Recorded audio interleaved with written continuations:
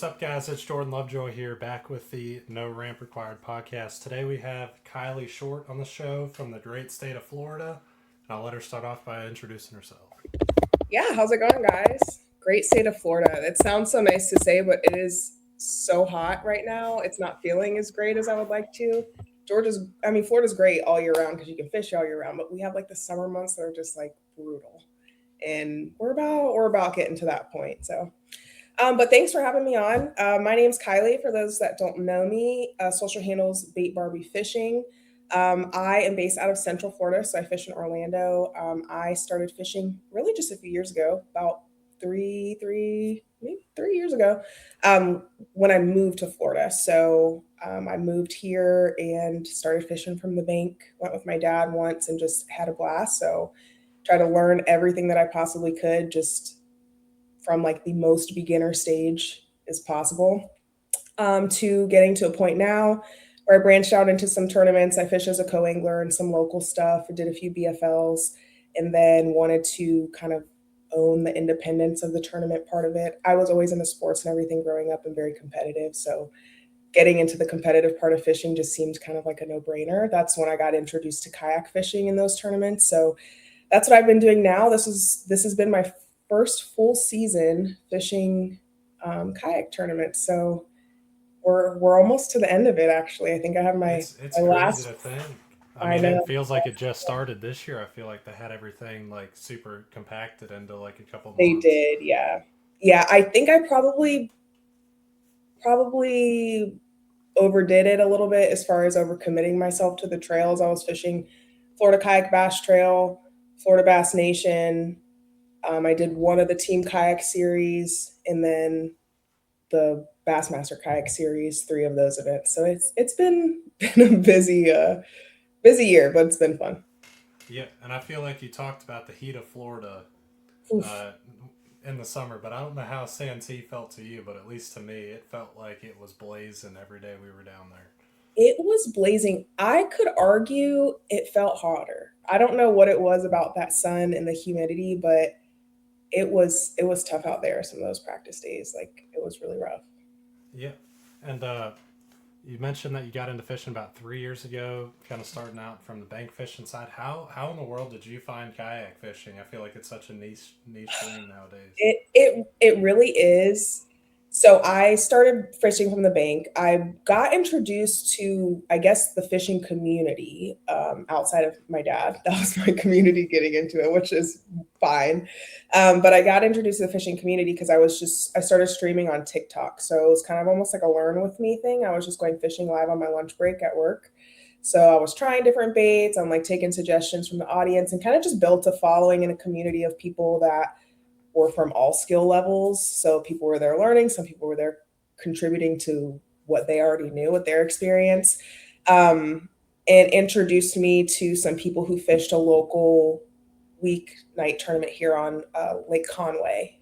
It's here. Actually, Bobby Bakewell and his dad fished that one. Like that's their area that they're from. So fished that one as a co-angler when I could, when there was space available on a boat. Connected with someone with an online tackle shop who got me a badge to iCast a couple years ago. Went to iCast and I met, if you know, Amy Brown and Wendy Biles. Mm-hmm.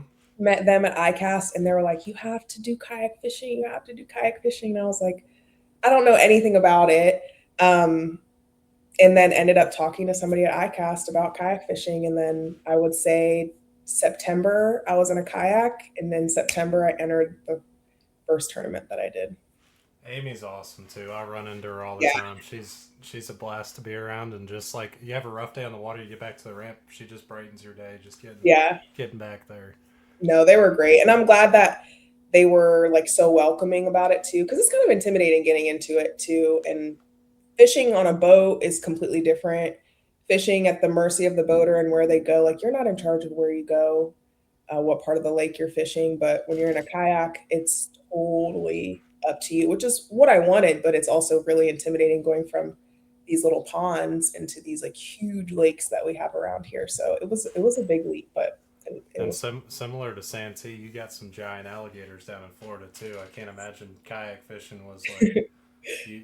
when you first started, I'm sure it was kind of sketchy out there with them gators. Yeah, it was a little bit, but they just kind of leave you be. I would say I haven't, knock on wood, like had any sketchy run-ins with any gators. I just leave them be and they don't come close, and that's fine with me. Yeah. And I had another question for you. So, how did you get the name Bait Barbie Fishing?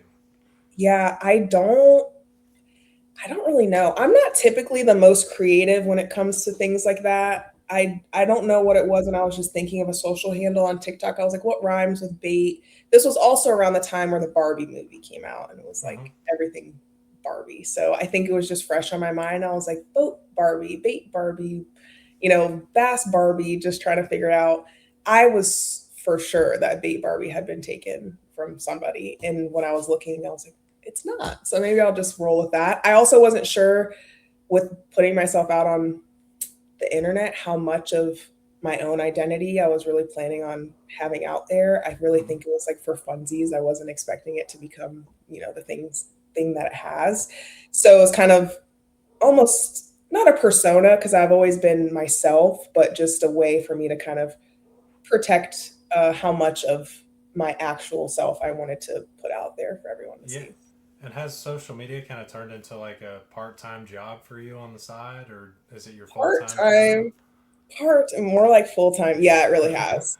It has really been like having another full time job. I don't think that I would survive doing both if I didn't love it so much because it's a lot. It's really demanding. And I feel like no matter what I'm doing, some area of my life, I'm probably falling short. So, like, I still work a full time corporate job, work 9 to 5, like, single mom.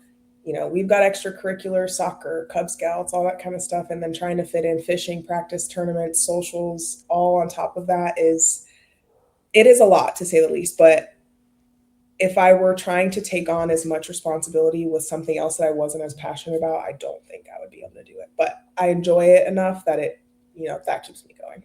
Yeah.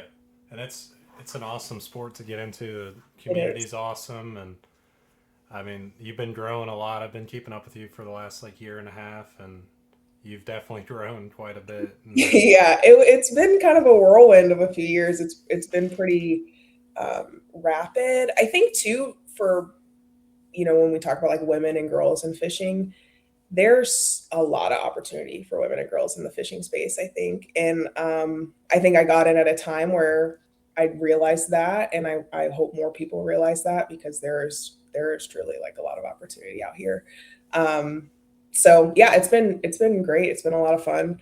It's been busy, but yeah, the kayak community I cannot speak better about. I don't know enough. I wasn't immersed in the boating world as much to know, but I hear enough about how sometimes there can be differences. But as far as how welcoming people are, how much people talk, like even at Relaxed Retreat this past week, I was sitting there like, gosh, I wish every tournament was like this, where we're all staying together, we're all on the same grounds and fishing together and talking. Like that was like a dream come true. I had a blast doing all that. yeah, and I actually talked with Chris after, and he said that they're looking to grow Relax to make it big enough to hold the entire field, so we're all in one place. And I feel like that'd be awesome That would because be it's awesome. already crazy having like I think it was he said 75 of the guys in Yeah. the field staying there, and it was like every night you get back from practicing, and next thing you know, you're talking to like 15 Yep. people at the same time. So it was Yep. awesome. But we did have a question pop up Oh, I didn't even see from what the question Joseph. It's going to be, how would you advise someone starting to get into sponsorships and how to talk about the products? I worry sometimes about being too pushy and dealing with sponsors' expectations, etc. was. Ooh, that's a good question. Do you want me to answer that one? Yeah. Okay. Um, I would say the best way to go about it is to pursue relationships with the products and the companies that you use. It is so much easier to have things come up organically when you're throwing those baits, when you're using those products. So if you have companies that you feel strongly about or that you want to work with, start with the content and posting and tagging them. They see that a lot of times, and it kind of puts you on their radar before any of those talks come about. So I think that's something that works for me. Is I'm probably pretty picky too in that aspect, because it is very hard for me to feel salesy or feel like I'm repping something that I don't believe in. It's just like you're building trust with your audience. So the minute that I feel like it's not authentic, like I've lost the whole plot there. So it's easier for me to throw, like Z-Man products and stuff, because I keep a chatterbait in my hand 24/7.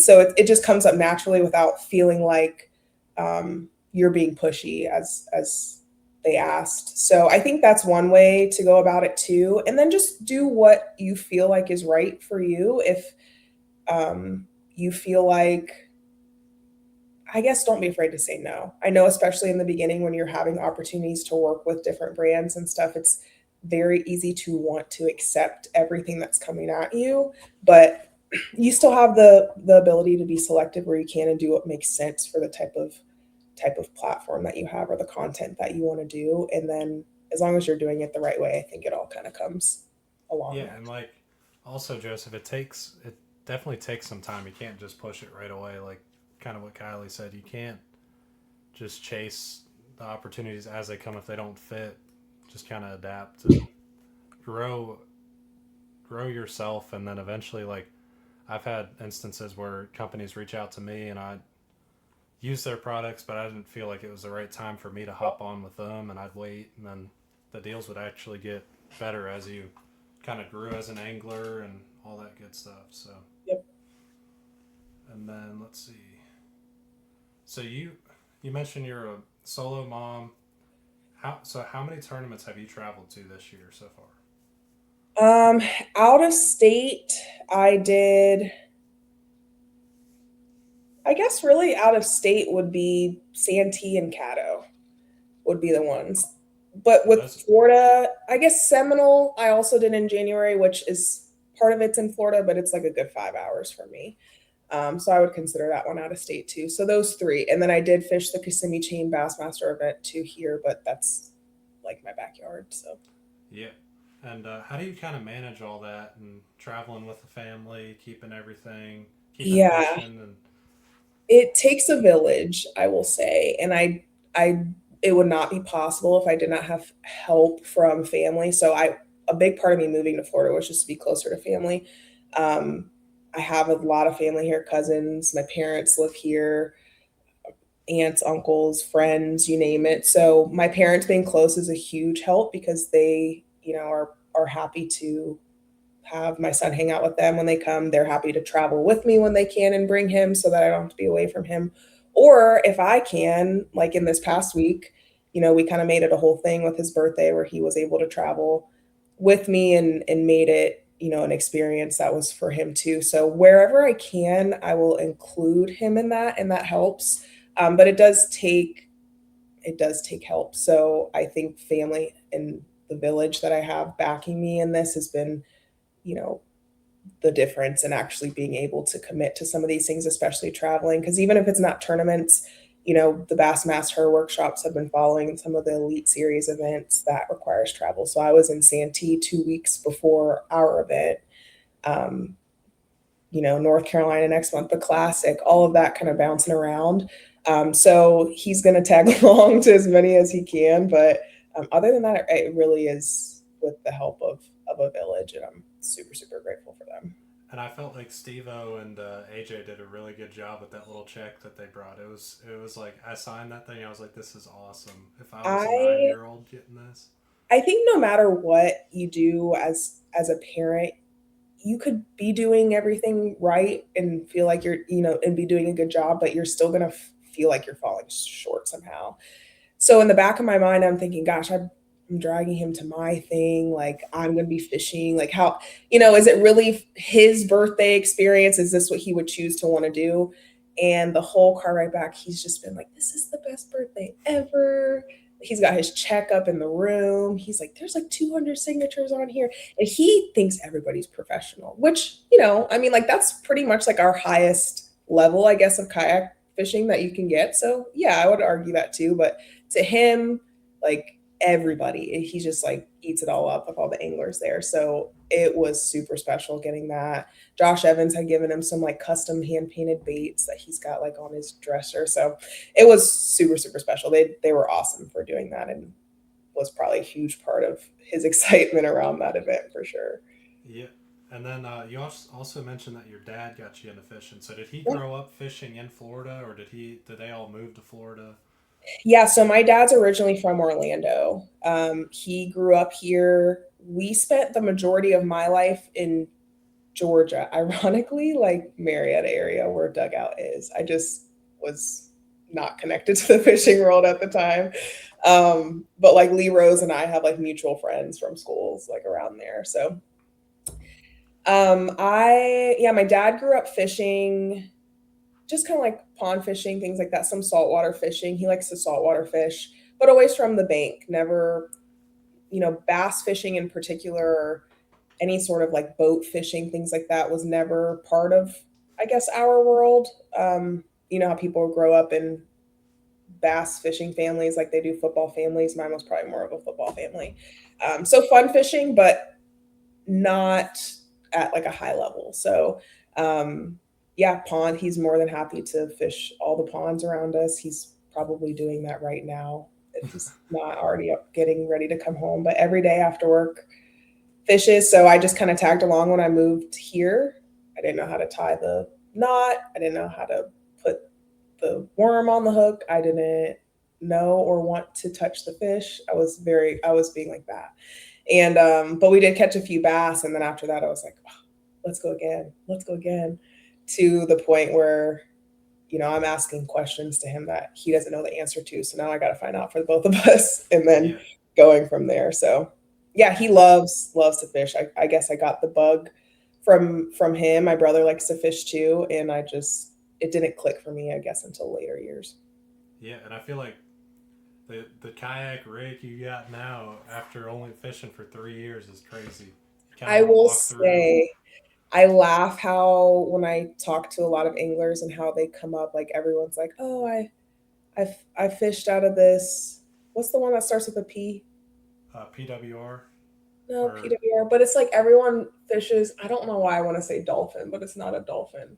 is it Sun Dolphin? Yeah, like a sun dolphin and things like that. And like, or I remember paddling and doing this and that. And I can acknowledge that I got to skip a few of those experiences in the kayak world, which I'm kind of glad to. But yeah, the rig now, I don't think I could ask for more. It is like perfect for what I would want.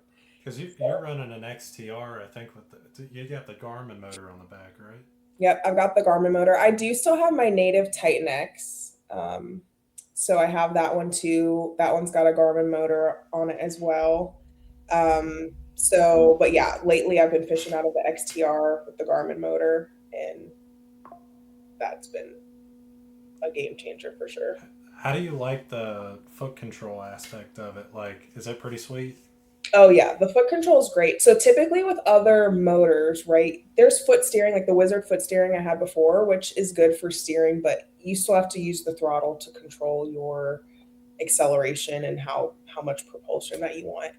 Your steering, the throttle, like your speed, forward and reverse, all of that is in the foot pedals and they're completely wireless. So they're like Bluetooth connected to the motor. So I don't have to touch anything. Like you're completely hands free through all of it. I can kick it and put it into spot lock mode from the foot pedals. Like, and they're pretty sensitive in the way that like even little micro adjustments can get you moving in the direction that you would want to. You don't have to, you can make like the tiniest bit of adjustment. So I use the foot steering a lot. I do use the remote a lot too. It just kind of depends on, I guess, the style of fishing or where I'm headed on the lake. Yeah, and how do you feel that spot lock works? Like, because it's a stern mount, so it's a little Mhm. bit differently than a bow mount. Does it still kind of hold position pretty well? Yeah, it holds position really well. The difference would be that your bow is going to be facing with the wind. So typically with a bow mounted motor, you'd be like the wind would be coming at you. your bow is going to basically turn to be so you're casting with the wind, so the wind's coming like behind you, but it keeps you in position really well. I will say too, if depending on position and where you're trying to fish, even if you're not in spot lock, it has a heading hold option, which basically keeps your bow facing in the direction that you want to.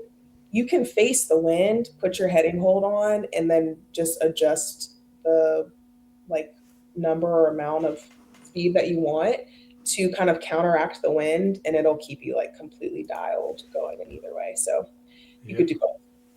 We just had a question pop up from Garen. He said, if y'all could fish or travel to anywhere in the country to fish a lake slash river, where would it be?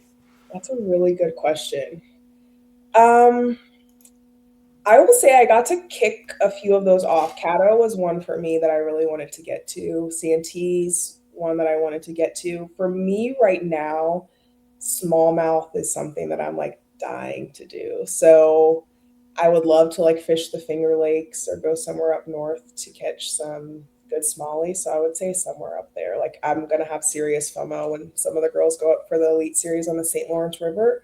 That would be one. So somewhere up north for me for there. You got to get up to Susquehanna. I live about an hour and a half from there, and it's unreal. The smallmouth there's a bunch of like fish in that 18 to 21 range swimming around, and Mhm. it's so much fun. Yeah, I would love to be fishing the Susky. That Yeah, one is what, beginning of August, first weekend of August, I think. I think it's August 1st and 2nd, if I'm remembering correctly, which is like the perfect time of year to hit it because it's either low and clear, which it's like a top water smash fest, like whopper Yeah, ploppers, buzz baits, all that good stuff. And then that sounds so if it fun. is up, it's just spinner baits, chatter baits, all kind of moving baits. So it's fun either way. But when it's low, everybody doesn't catch them as good. When it's high, everybody catches them. So it's like when it's high, it's like 89 inches will have you in like 105th place. Like it's Oh unreal. god. Oh my gosh. Yeah, it's crazy. Yeah, that one's definitely Joseph on my bucket list for sure. Joseph said, "Come to Quebec and fish." That's a I ways up mean, there. I'll add it to the list somewhere. Who knows when, but yeah, there's a lot of places. That was a big part of me kind of pushing myself into some of these trails too, was to get away from some of these lakes and just like put myself on new water. I was able to fish a couple lakes in Georgia, so like that was different. And yeah, I think it's just kind of figuring out what makes every lake different and what works in different areas. Yeah, because you Sometimes it's challenging, but all growing opportunities. yeah, and you've been doing pretty good in Florida because I believe didn't you get second place at Seminole this year? I did, yeah. We had the combined event with Georgia Bass Nation and Florida Bass Nation. I ended up getting second at Seminole, which is almost comical because I had the worst practice. Like, I have never felt truly so defeated in a practice. And that was the first time that I was spending like a full week of practice. I don't get to practice very much because, like, I got to work, it's time. I'm fishing Lake Placid this weekend. I couldn't tell you really a thing about it. I've never touched that body of water, and tournament morning will be my first time doing it. That's just how it works sometimes. But I will say with this one on Seminole, I had a full week. So I was like, oh, I'm going to do great at Seminole because I'll have so much time to figure out the water. Terrible time on practice. And I would say probably like the last 2 hours of practice on the last day, I figured out a little bit of a pattern. Like I left the group I was fishing with. I was like, I don't have scope. I'm not doing it. I didn't have any of that at that point. I was like, I'm just gonna go fish what I like to fish and throw around a chatterbait in shallow water. So I'm gonna go find a shallow flat, and that's what I did, and caught a few decent ones. And I was like, okay, well at least I should be able to catch a limit. Went back there and was 2 inches shy of first place, but that was still like monumental for me to bring home second place in that one. That was a lot of fun. Yeah, and you mentioned the week of practice deal. So I just did that at Santee. Typically, for most of the big events in the summer, I'll do close to a full week of practice. And Mm-hmm. Santee was the first time I fished for an entire week on a fishery and not figured a single thing out. So it was a rough week, but I managed to pull out 85 and That's a good. decent finish. So I was proud of that. Yeah, that's good. I feel like it's hit or miss sometimes because it's exhausting fishing that long, that many days in a row going into a tournament. Like it really is, it's a lot. So sometimes too, I feel like when you have too many options, it's even harder to make a decision or the right decision with knowing where to spend your time on tournament day. So I can get that. But no, you did well. I did not. But that's all Yeah. right. Do you kind of want to dive into practice and how you Yeah. did in practice at Santee? Yeah, so this was my first time at Santee and fishing that lake. So I think I my first day of practice was on Tuesday. So I had Tuesday through Friday to practice, which was like a pretty significant amount of time. The first day I spent more on the north end of Marion and caught numbers like a decent amount. Like I caught a decent amount of fish. Kind of figured out a pattern where in around like 4 to 6 foot of water, um, off the trees, I was able to catch them decently on like a chatterbait. There were some one-offs other ways, but I really was having a hard time up in the shallow parts of it getting a good bite there, which is usually what I focus on. So I kind of stayed off in that depth range. I did fish a day on the south end, and when I got on Moultrie, it was clear as day where I was, like Mm-hmm. clear as day, hydrilla. I was like, oh, it's over with. I think I saw 2 bass that day and caught one of them. And I know a lot of people spend a lot of time down there. I'd be so curious to know, just so I could know, like learning wise, what and where they were and how they figured that out down there. But I spent a full day where I was there, and like I was not on fish at all. So it was either do I keep trying to figure something out on the south end or do I expand on where I was catching them before? So then I kind of spent most of my time on more of the north end from there.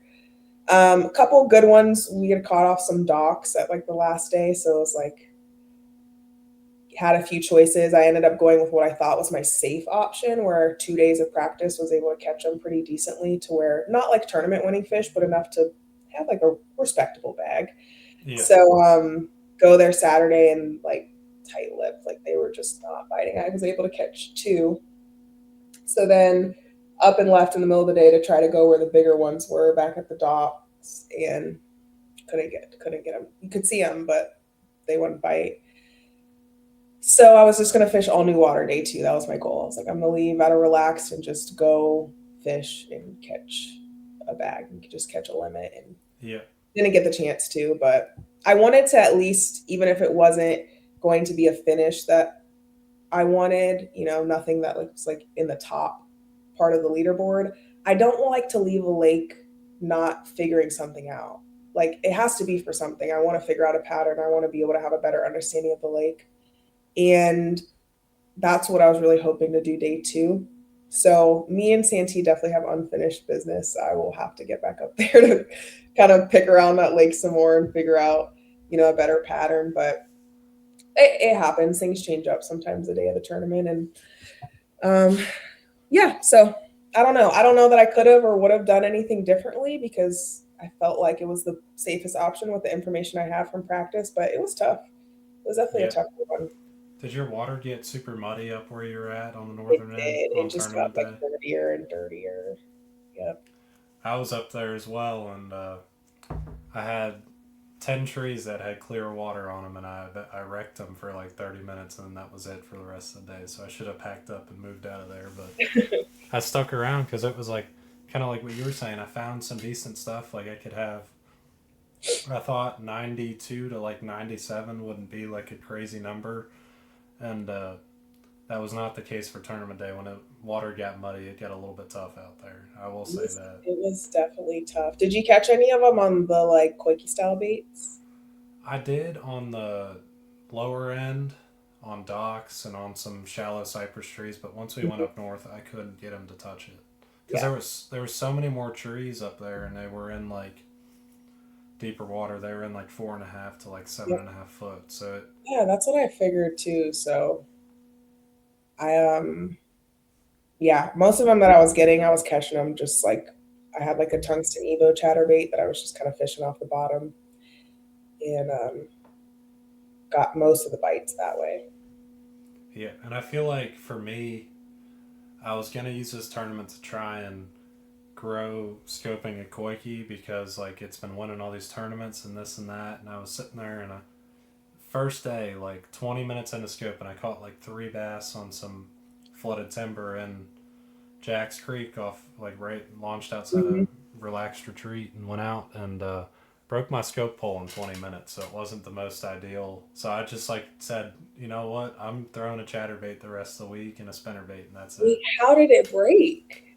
I hit there's a bunch of stumps Oh yeah. in Jack's as you're going out to the main lake, and I was just kind of motoring around looking for fish, and I ended up smacking a stump and Oh no. broke the scope pole. So every time I try and scope at a tournament, it always breaks. So it's just my sign to just keep throwing a chatterbait. Maybe it's not for you to scope in the tournament. Yeah, Yeah, I threw it on a couple times, but that's definitely been I'm new to having live scope on the kayak. So I don't get the opportunity to use it as much here as I probably would somewhere else just because we don't have the depth for it. I haven't played around with perspective mode too much, and when it's not bedding season, I don't know how valuable that is here. There are some people who will kind of go out in deeper water and scope out here too. It's just not something that I've spent enough time on. So I'll play around with it and I've practiced on some lakes, but for me, tournament wise, I don't think I would be doing myself a favor trying to focus on scope without having like the confidence in using it at this point. But it has been fun to play around with. yeah, and it just opens up a whole new realm of like you can start up shallow and wait for your Yeah. fish to get up on brush piles and go out there and scope them after you catch a bag on a chatterbait. Yeah. I get a It's a little bit of a controversial question here, but are you big Evo or Jackhammer? Ooh, do people typically like have like very strong opinions about either side?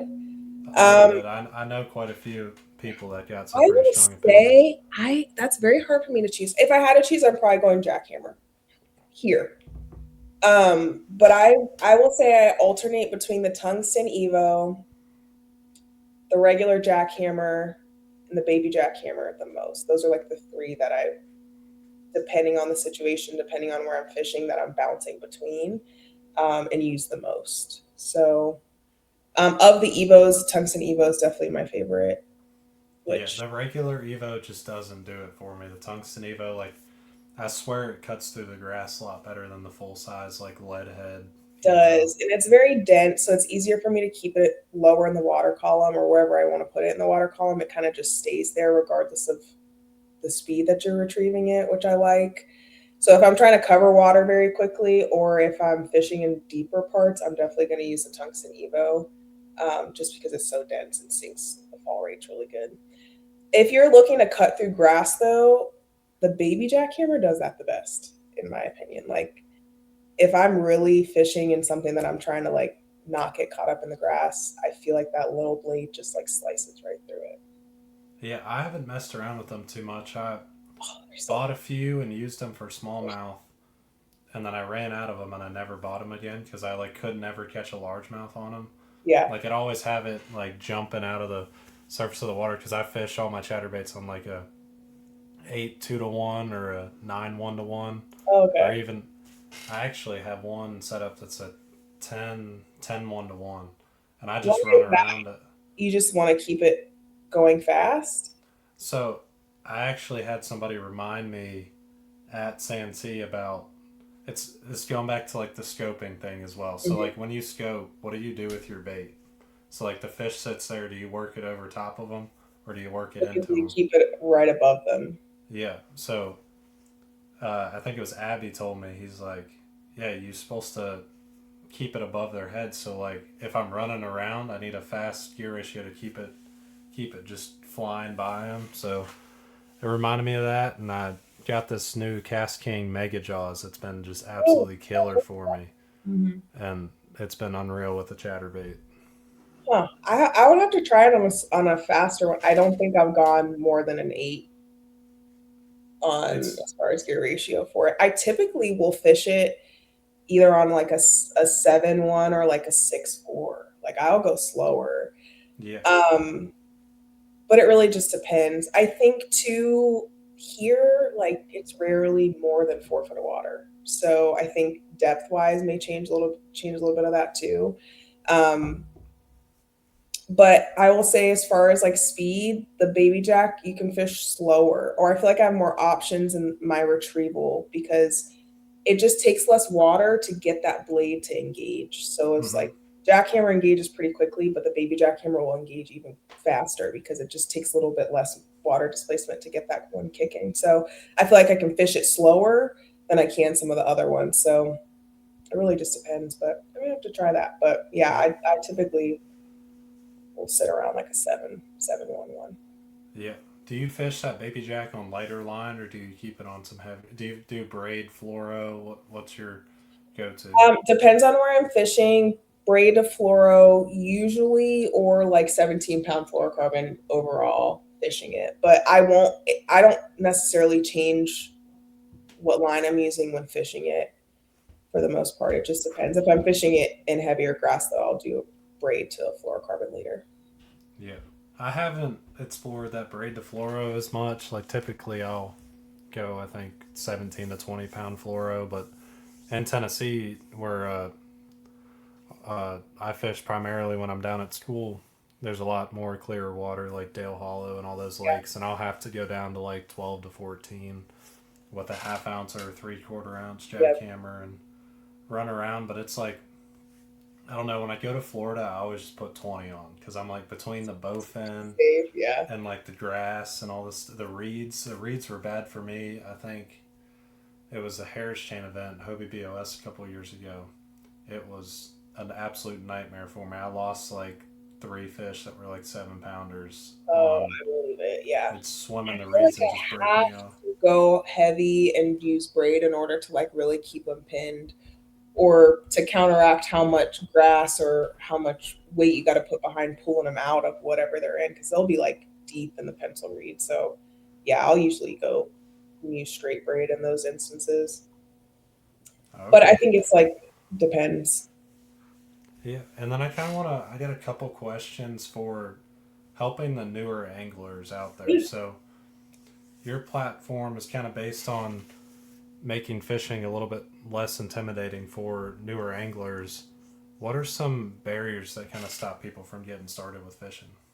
I think it's a few things. Sometimes I think when you look at fishing or like bass fishing as a whole, there's so many different ways to do it. You have people that fish different types of baits. There's people that fish different, prefer finesse fishing. You got all these different rods. We're talking about all these different gear ratios and rod types. And I think it can just be overwhelm the different complexities that come into bass fishing. So almost trying to scale that down in a way that's like, where do you start and what do you actually need? I think too, sometimes it can seem like to be effective in fishing, it requires being really expensive, which I think for you and I probably is really expensive Yeah, because what we're doing, but it doesn't have to be. And then I think too, just feeling like it's hard to come into any space, regardless of the sport or the activity, and feel like you're not doing it well. I think that's definitely something that was hard for me too, of just feeling like I'm not I'm not succeeding in it when really it is just a matter of learning. So I think accessibility is one thing, and for me too, as much as I love the tournament scene, I do that for me because I like to be competitive. But that's not the case for everybody. That's not the reality for a lot of people. So like whatever fishing looks like, if it's fun fishing, if it's fishing so your kids can learn, if it's, trying to do something with your partner to connect with your dad, or just to have a new hobby or find peace on the whatever it may be, um, just making it seem as accessible or as approachable as possible, because it can really, there's so many nuances to fishing, and it can be intimidating. It can be a lot. Feeling yeah, like you have to have every type of bait, you have to have all these different rod setups and reels, and you can start much smaller and be able to still be effective on the water. yeah. And then we had a question from Clay. He said, "What rods are you using?" I think it's going back to the chatterbait stuff. Oh, okay, yeah, yeah. So I throw arc rods. So for me, I'll typically, for a chatterbait, go anywhere. Like a sweet spot for me would be like a 7.3, 7.4, um, medium heavy, moderate fast action rod is like my go-to for those. Um, Pretty much across the board, that's what it would be. 7.3, Yeah. 7.4, medium heavy, moderate. Are you a big like composite blank or just straight graphite blank? It depends. I have some of both. I think most of them are like straight graphite blanks. The one of my favorites though is the Invoker Tour series, and that's like Hmm. the crispiest rod I think that I own. Is like my favorite for chatterbait fishing, and it's definitely a good one. So Yeah. And then kind of going back to the social media side of things. So I've seen a couple of videos from you like going through how to break a pond apart in like 15 minutes or 10 or 15 minutes. I can't remember. What's up, Steve-O? Steve-O just hopped on. oh, He just, I felt so bad for Steve-O. We were all talking to him after uh, yeah, we went fun fishing on the second day when it was canceled, and everybody that was giving him crap for it, I'm like, it was the right call out there. I mean, it's none of us are trying to die for kayak fishing, so I feel like no, it's not worth it. And you have a large range of people who are very experienced on the water, but you have some people that are not, and what is comfortable to some people is not to everybody. And I think you almost have to play on the safe side. I couldn't imagine. That's a very, very tough position to be in, having the opinions of everybody else and what they want to do. Because obviously we want to fish, but that's why people like him are put in their positions they are to make the best decision for the field. And um, yeah, I totally trust that. I think from a safety standpoint, it's probably the best thing to do. And from what I hear, wind on Santee is a different ball game than it is in some other places. What seems like manageable mile-an-hour winds there is much more uh, felt on Santee yeah. than in some other places. So um, yeah, I would hate for I mean, and it's such a and everything. Like there was two people who flipped the day yeah, one. I couldn't yeah. imagine day two. So I get it. And I feel like Santee, it's just such like a long lake. Like you get 5 miles an hour worth of wind, no matter what way it's blowing. You got 2 or 3 footers somewhere in the lake, and Yeah. it's crazy. But also, I had another question. So you mentioned that you work with Bassmaster. Kind of walk us through what you do with them, how you get women into the sport of fishing, and kind of growing. Yeah, so Bassmaster is a program or community that was really just created to get women and girls excited about fishing. So um, we have a few ambassadors. So it's myself, Christine Fisher, Anastasia Patterson, and Maggie Jo Carcello that kind of lead the program in a sense of just representation of anglers that are doing different things in the sport at different levels and in different capacities. But really is just trying to get women and girls excited about fishing, however that looks.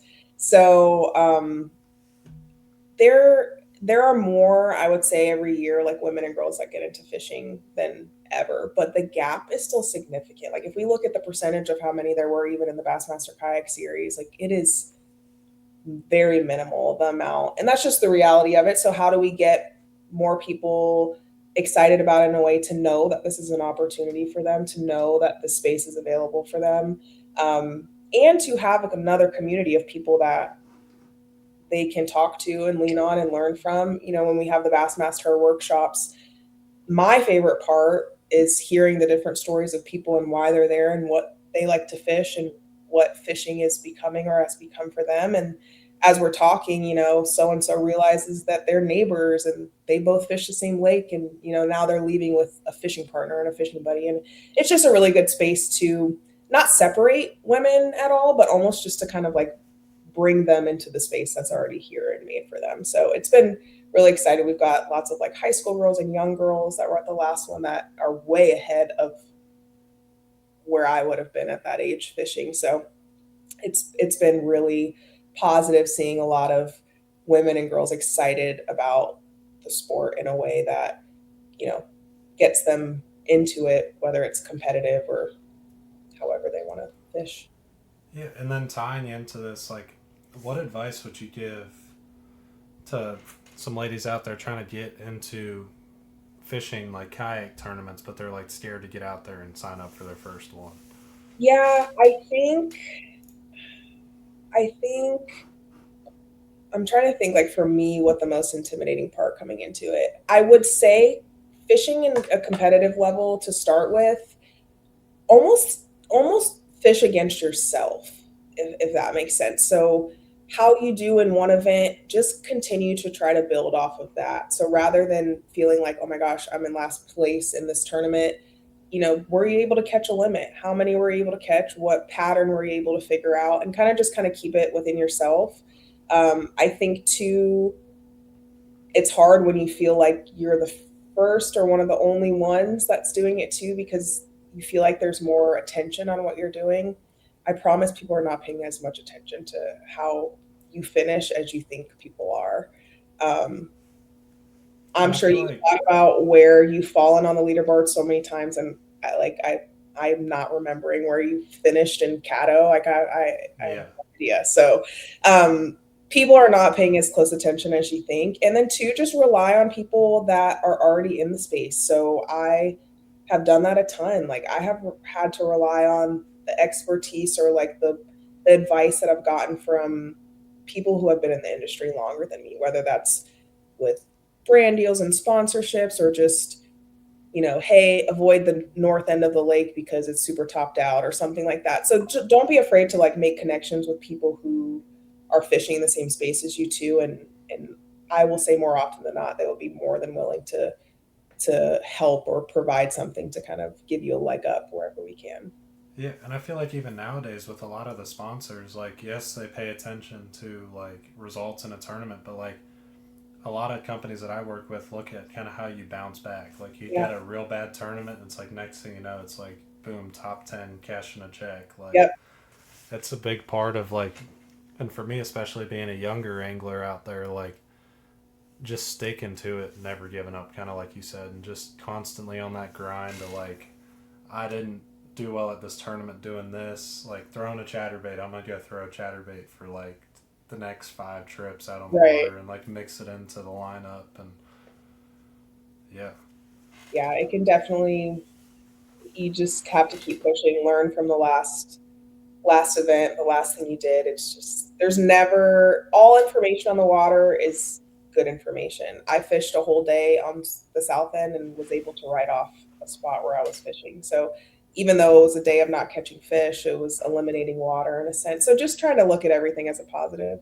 Yeah, like yeah, Blake said, fall down yeah, 7 times, stand up 8. That's the ticket right there. yeah.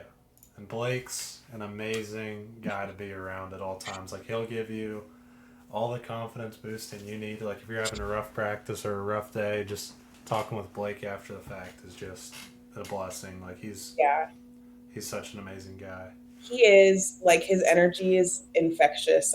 You want to talk about seeing someone at the boat ramp and just like turning around how you feel about your day, like night and day. And when we're talking about people who have kind of welcomed you into the space, Blake was a huge one for me in Fish and Florida Bass Nation, and just um, really, I feel like embraced me coming into that trail and coming into the sport. And I'm very, very grateful for the impact he has on the fishing community, but just even at like at a friend level, he is a very great person to know here in the Yeah. space. And my mom said that she loves what you're doing as a role model for other women and girls in the sport of fishing. So, Oh, thank you so much. Tell and her to come to a Bassmaster workshop. I'm trying to get her out. Like I used to travel with my parents all the time. Like when I first started out, and then now it's like I'm just running around all over the country by Yeah, myself, and I truly miss it because it's kind of like you and your dad, like going out and just fun fishing in a pond. Like I wish I could do that. Like my dad used to come fish with me out in the Chesapeake Bay, which is yeah, a home body of water, and it used to be a blast. And now I just kind of am always on the road or at work, one of I the two. get So, it. Yep. but I got a couple of like fun closing questions to Yeah, kind of go through. So let's do it. you've done a lot of bank fishing, you've been a co-angler, and then you've also kayak fished for a couple of years now. So what's your top pick of the three, and why is that? Ooh. Kayak fishing is going to be the top of my list. I think Nothing. One, the independence aspect of being able to be on these larger bodies of water and figure them out and pick apart water is like truly been a game changer in the angler that I've become and still becoming. It's given me a lot of confidence in figuring out things on my own. So also kind of like being level with the water and being as close as you can with that, like that experience is unmatched in my opinion with kayak fishing. Second to that would probably be fishing from the bank. I don't care what I'm doing. They could put me in a boat one day and I'll fish the opens maybe in a few years, from now and 10 years, who knows. But I will still find time to fish from the bank. I have to. I love to. It is still so fun. I did it yesterday. And so that I think because that's how I got into fishing, it's always going to hold a very special place in my heart. And luckily, living in Florida, you have access to bodies of water everywhere. So there's opportunities for that, whether you have 30 minutes or 4 hours to fish. So, I was gonna say, like, Florida is one place that you can't go down there and not go fish a couple ponds and a couple little lakes from the bank because you can really catch some giant fish that you can't catch any other way. oh, you can't. And there's potential for it. I have the potential to break my PB every pond that I set foot in. Like one of the honey holes that my dad and I fish is in the neighborhood. He's caught a 9 pounder out of there. We caught a 6 and a 5 yesterday out of a pond that we don't normally fish. I watched a 9-year-old catch a 10 pounder out of an apartment complex pond. Like it's not that it's so easy to do, but the opportunity is there a lot more than a lot of places. And you can't beat that. Yeah, Oh, sir. there he is. There he is. Yeah. You want to say hi? Sure. This is Jordan on the Hi. pie. How's it going? Good. You happy with that check you got at the? Yeah. That was pretty cool. I was like I was going through signing it and I was like, there's no more room to sign this check in there. Now he's about to try to find your name on there. Oh, wait, let me see. You let me know when you find Jordan Lovejoy on there. Okay. I think I'm in the bottom right corner. I think. What's your last name? He said he likes your last name. Yeah, it's awesome, and I love and enjoy fishing, so it's pretty cool. Perfect. Or I think about like Christine Fisher. Like it doesn't get any better than that. Like that is no question on what you're supposed to do. Yeah. It does And just. then the next question I got is, besides a chatterbait, what's one bait that you always have tied on? Besides a chatterbait, one bait that I always have tied on. I mean, always like a Texas rig of some sort. So like a Cinco, you have to have. Other than that, probably a Big Easy. Yeah, I gotta get on that. Like, you can't out Florida the Florida guy or girl, so it's like I always gotta sit there and be like, I'm not throwing a Big Easy because I'm gonna get my butt kicked, but I want to try it out one of these Oh, days. you gotta do it. You can do it for sure. You gotta have a Big Easy on. It's And a staple. then, what's your favorite fishery in the country so far that you've been to?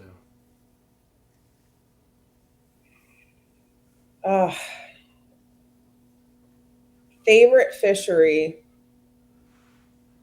That's really hard. I would say I want to say Seminole because I had such a great time there and had such a good finish there. But as far as the overall experience of like catching fish, views, location, all of that, like Caddo was beautiful. Like that was kind of unreal fishing on Yeah. that body of water. So that's on the top of my list right now, I think too. How early did you get down to Caddo in the week? Were you like? I got to Caddo. It's a very good question. Feels like it was last year at this point. I want to say probably Tuesday or Wednesday. Ewing will never out Florida the Florida native. Yeah. He said that's why we throw rigs in Florida. I think he's going A-rigs back in to Florida. Kissimmee. But Caddo, like, I want to go fun fish Caddo because it's like if Yeah. you get there like a couple of days before the majority of the field gets there, it is so much fun. Like you just catch big fish everywhere. Mm-hmm. Yeah, Caddo was a lot of fun. It was stunning too. Like, and there wasn't as many alligators as there was at Santee. Santee no. was packed of alligators. You know what's so funny though? I didn't see that many alligators. I saw one big one and a couple small ones, but like the last event that I fished in Florida, I think was Lake Garcia. Um, I probably saw 50 alligators that day. Like they were Jeez. everywhere. So I'm just immune to it, or I'm desensitized to the gator stuff. So seeing just like two or three, I was like, oh, that's not so bad. Yeah, I hear the temperament of Santee alligators can be a little different, so I definitely have my eyes peeled, but I didn't see that many.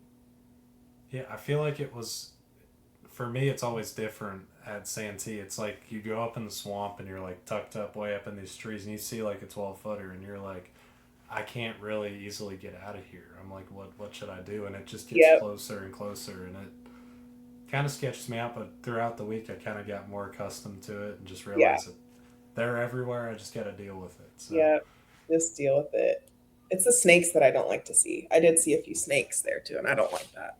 yeah, I actually had the. I wish I had it uploaded in here and I could play it for everybody. But one day in practice, I think it was Wednesday, I was up in the swamp and I'm like going through all these trees and I hear this crunching noise next to me, like something was chewing on something.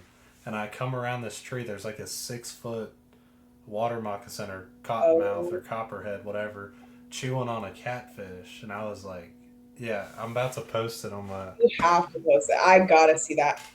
When I took, there's some things that will send me into a full crash out. That would probably be one of them. Yeah, I The was not a bowfin are fan. a close second. I do not like catching the bowfin. Yeah, I But just. that is crazy. Snakes, I don't like. I would rather an alligator over a snake. Yeah, and you caught some giant bowfin at Santee. I mean, it The was crazy. biggest bowfin I've seen, the biggest gar that I've seen in the water, like seeing them swim around, I have never seen gar that big. But yes, unfortunately, the bowfin were enjoying the chatterbait, and I caught quite a few giant ones. Yeah, It's always I, that second of like, is it a bass? And if it is, this is a giant bass. And then the disappointment that comes immediately after of no, it is not in fact a bass. yeah. Well, I think that kind of covered everything that I wanted to talk about. So I'm gonna have you let them know where they can find you out on Instagram, Facebook, or YouTube, any of that stuff. Yeah, absolutely. So it's at Bait Barbie Fishing on all socials. So that's going to be Instagram, TikTok. I guess Facebook's under my name, Kylie Short, and then YouTube would be at Bait Barbie Fishing as well. So yeah, all over on any of those. So I would say as far as daily stuff, Instagram more so, but I've got a lot of long form stuff to catch up on too for YouTube. So I'm excited to get some of that out. Yeah, I got some podcast stuff to catch up on from Yeah, last week. the I podcast filmed. is cool though. I like it. You got a good Yeah, setup. yeah, it's been a blast. Last week it was just tough to kind of manage everybody's schedule at Relaxed Yeah. Retreat. So I just was like, I'm gonna let everybody do their thing and just get to them like a couple weeks after. And Yeah. because I like going live. I pre-recorded one episode and I actually didn't post it in time. So no, Ewing and everybody who I said's getting a full cast Koike is not getting a full cast Koike. So, Oh no. but yeah. Uh, so guys, thank you so much for watching. But stay tuned for the next couple weeks. I got a bunch of people lined up to be on the show. I'll kind of drop them periodically, but stay tuned for that. And thank you guys so much for watching. Thank you too, Kylie, for coming on. Yeah, thanks for having me. It was fun.